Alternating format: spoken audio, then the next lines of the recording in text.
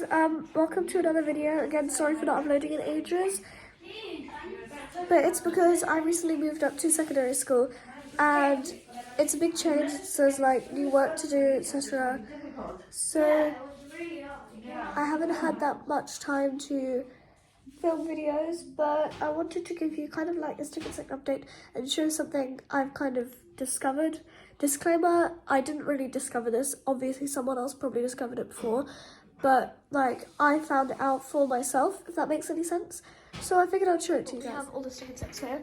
Netting, Tupperwares, glass with a plant there. I'll make the plant, one sec.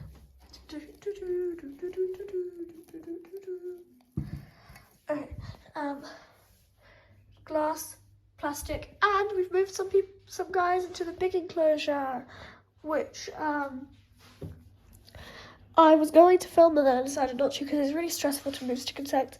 But they're all settling in so well. They've already pooped lots. Yeah, I think they quite like it in here. Bob the Great is actually in here. I swear I've talked about Bob the Great, but if you guys don't know, Bob the Great was born with a dip in her tail, and she's actually in here because she's not big enough. I have no idea where she went. Oh, she's up there. See the focus camera? It's really hard to focus it through glass, and I can't take the lid off because there's a baby right there. But yeah, I'll focus on the ones right by the glass because it can focus on those. But yeah, so these guys are doing well, and these guys are all from this little plastic enclosure, which still has a few babies in it. It has the ones that were too small to move over to that one yet, and this container has 10 babies. We're doing a great stick and stick census, so this has, I have to check my sheet.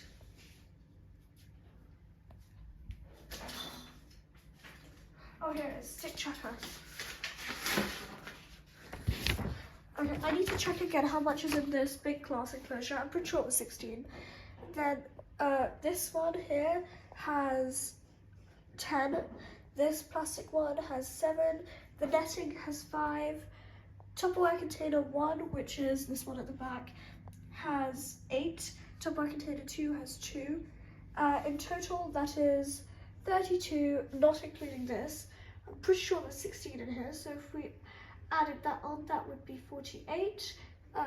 So almost 50. 2 more and then be 50, but the hatch rate is slowed down. Anyway, so for my discovery. So it's about like colour. I think the humidity makes the stick and sticks go greener, and I'll explain at the end why I think this is. But like the dry, like God, netting, this one, and this one, they don't have as much humidity because they have holes, which is fine. But the Tupperware containers, oh my God, these guys. And it's like a warning for using Tupperware containers. They hold in humidity so extremely well. And by the way, they do have air holes poked in them in case you are concerned. They hold in humidity so extremely well that the leaves can sometimes go moldy. So you have to be really careful of that. But I changed these guys' leaves out the other day. And yes, they do need more enrichment. I was planning to get them some stuff, but it was kind of urgent to just quickly change it out while I had the chance. So anyway, these guys are here. So you've seen all these guys, they're really quite brown, right? I need to really show you guys, but I need to keep an eye on these guys because it's very stressful. Thankfully, no one appears to be on the roof, but if I open this up for you guys. Hey guys! Oh my God. I'm really not very strong, apparently. Hi, cuties. You darlings. Hello, my little grandchildren. I consider Nibbles my child, so these guys are my grandchildren, in case you were wondering. But yeah, I'm just going to... They are so green. Look at that. That's actually so green, isn't it? They are so green. This is very zoomed in, by the way. You can see compared to my finger. But yeah, and this Tupperware container is so humid, and these guys are so green. So I'll explain why I think this evolutionary trait has occurred. after I boot this baby back in because it's going to get its legs squished if it stays in that position. Go on, go in, cutie. Oh, I'm sorry. Okay. Now we're going to put the lid back on and I'll explain. I think this has occurred because generally in a climate more humid, the plant life will be very, very green, and in a drier climate it will be more brown. So I think with the humidity levels that changes their colour. So that's really, really, really interesting, and that explains why when they were younger they were all like greener compared to Nibbles when she was young, because we immediately put her in the netting. She was so brown because that netting does not hold in humidity that well. We have to spray it so often. This sprayer doesn't work. Oh, it kind of does. Where's the sprayer? We use this spray. We used to have that really pretty blue one. I love that one. Then it smashed.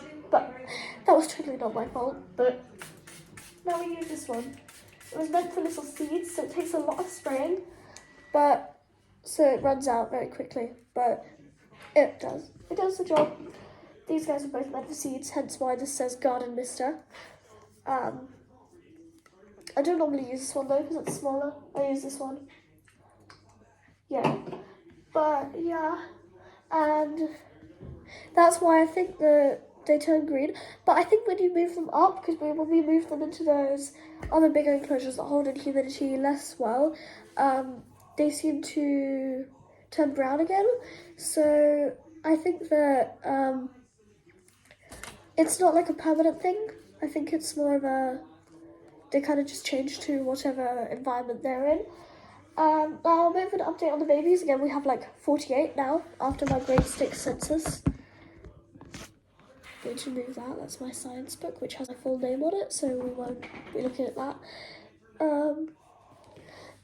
But basically, we've got all these enclosures, netting, Tupperwares, glass, plastic, big glass, and yeah, like updates. So we moved some into the big glass, and we have this Tupperware container here. This has the youngest babies in, and it actually has a baby with a bit of a deformity. It's right on the side there.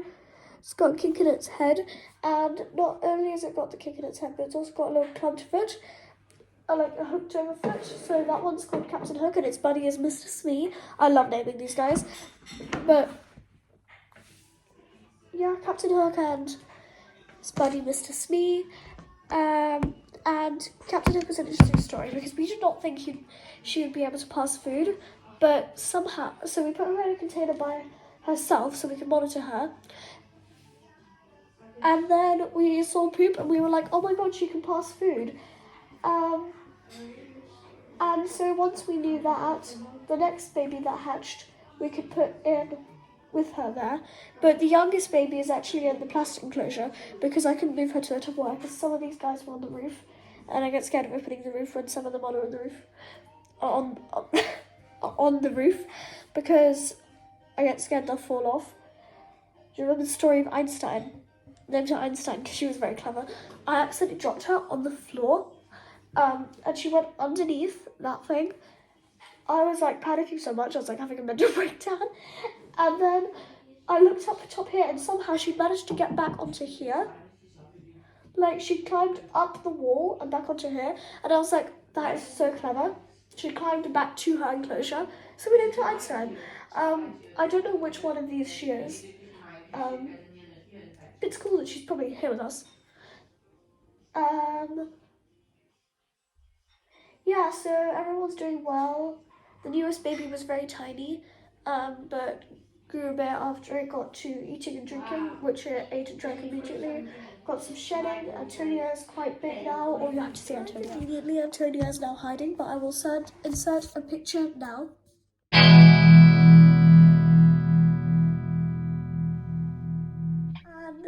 so yeah, everyone's doing very well. Very sorry for not uploading in ages. I'm just thinking if there's anything else I need to update you about.